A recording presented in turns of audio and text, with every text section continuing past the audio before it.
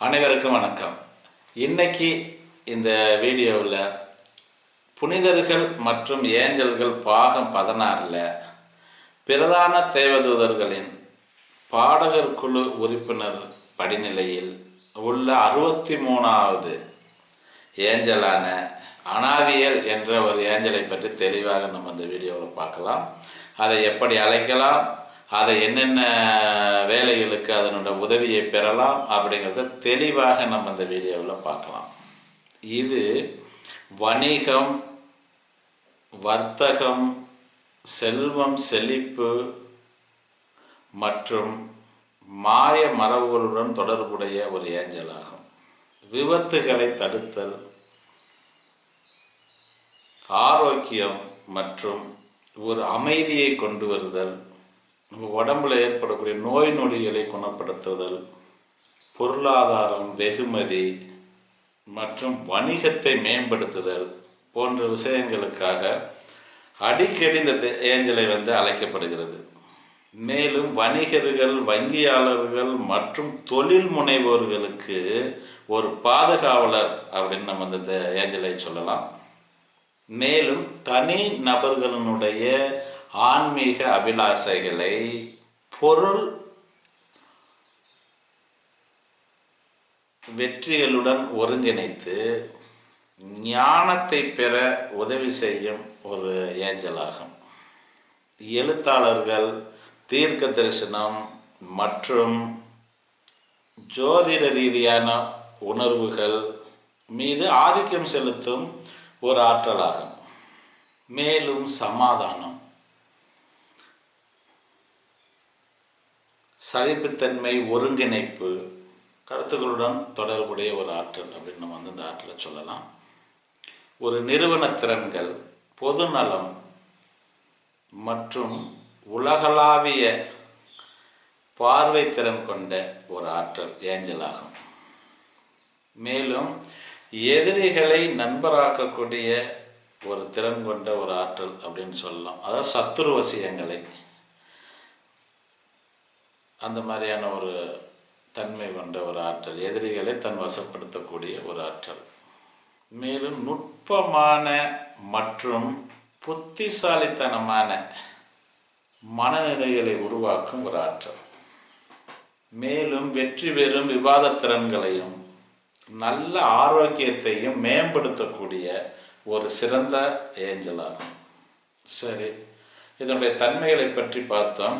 அடுத்து இதை எப்படி அழைக்கலாம் அப்படிங்கிறத பற்றி பார்க்கலாம். அதாவது புதன்கிழமை இரவு 8:40 9 மணி வரையில் அதனுடைய அதிர்வுகள் அதிகமாக இருக்கும்.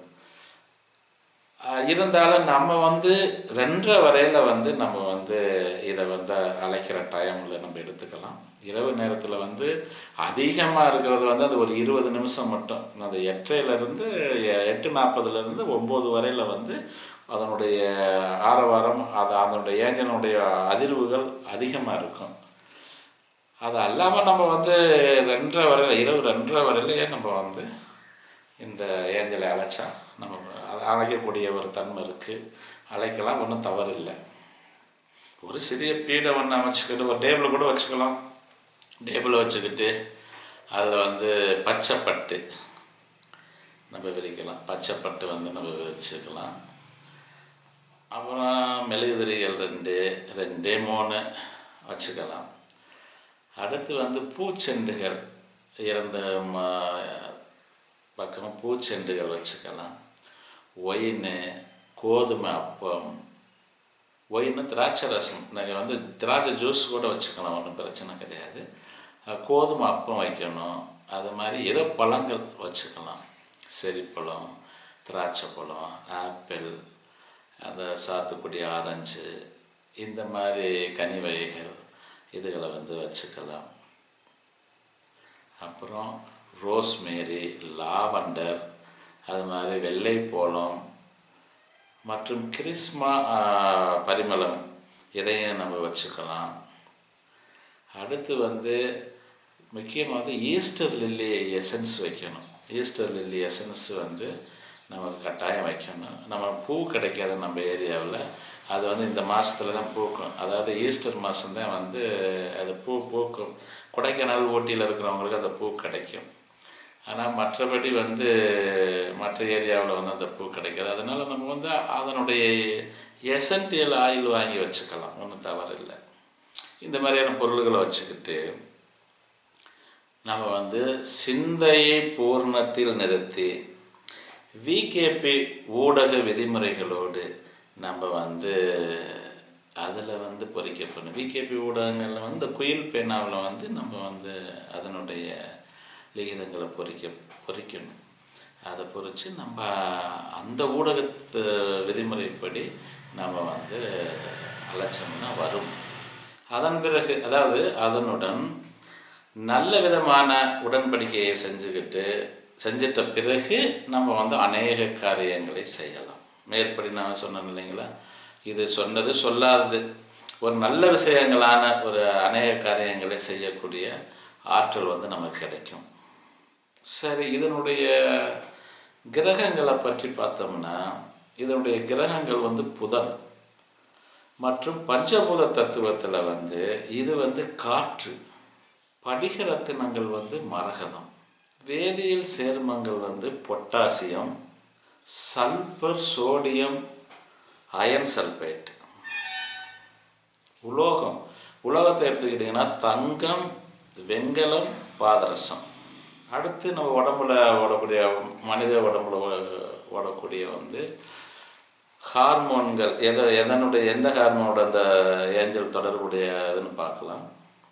அதாவது அன்பு, பாசம், உறவுகளுக்கான ஆக்சிடோசின் ஹார்மோனோட நெருங்கிய தொடர்புடைய ஒரு ஆற்றல் மற்றும் உயர் சமூக பொருளாதார நிலை மற்றும் நீண்ட ஆயுளை கொடுக்கக்கூடிய நீண்ட ஆயுளுடன் தொடர்புடைய டிஹைட்ரோபியான்சோஸ்திரன் அந்த ஹார்மோனோட நெருங்கிய தொடர்புடையது. அதாவது டிஹெச்இஏஎஸ் இந்த ஹார்மோனோட வந்து நெருங்கிய தொடர்புடைய ஒரு ஆற்றல் அப்படின்னு நம்ம வந்து சொல்லலாம்.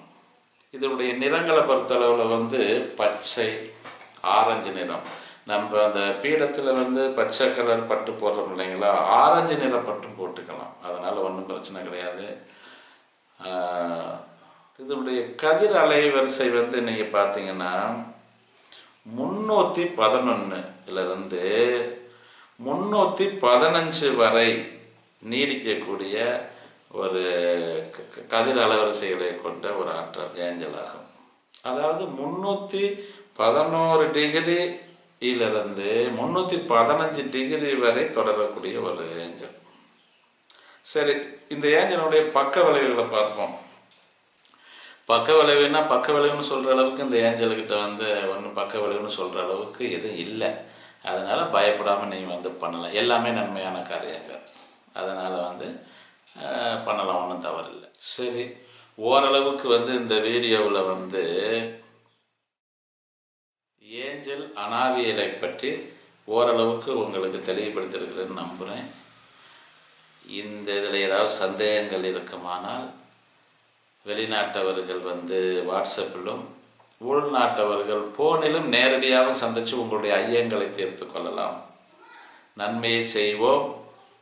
உண்மையான விசுவாசமும் செயலும் உண்மையான மாற்றத்தை உருவாக்கும். மகிழ்ச்சி.